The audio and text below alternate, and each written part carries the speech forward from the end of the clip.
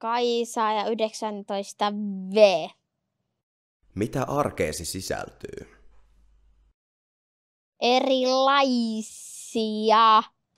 hommia.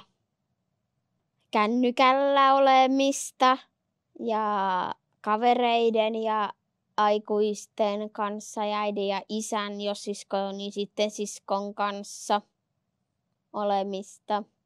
Kuinka voit? Hyvin voin. Mitkä asiat tuovat sinulle iloa ja onnea? Kaverit, äiti, isä, sisko ja ohjaajat koulussa ja IP:ssä. Olet kuulemma muuttamassa omillesi.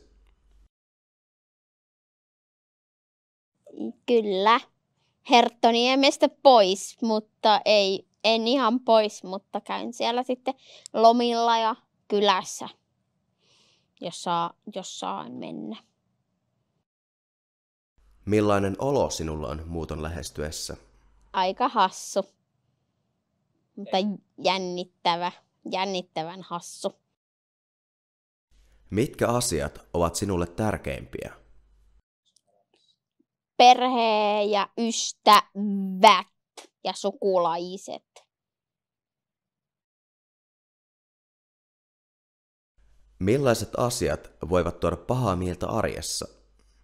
IP-ohjaaja ei tullut perjantaina, niin silloin mä olin ihan surullinen. Topi, IP-ohjaaja. Jos sisko ei ole kotona, niin sitten tulee.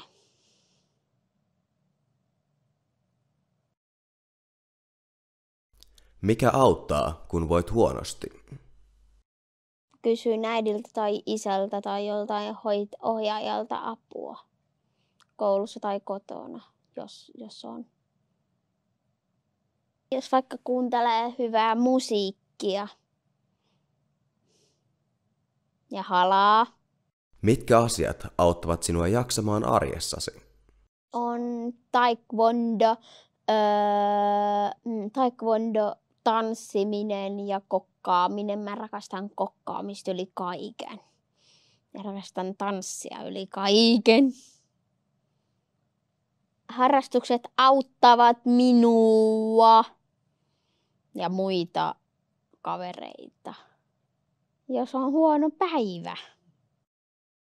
Kun näkee parhaan kaverin tai parhaan äidin tai parhaan isän tai parhaan siskon, jos näkee.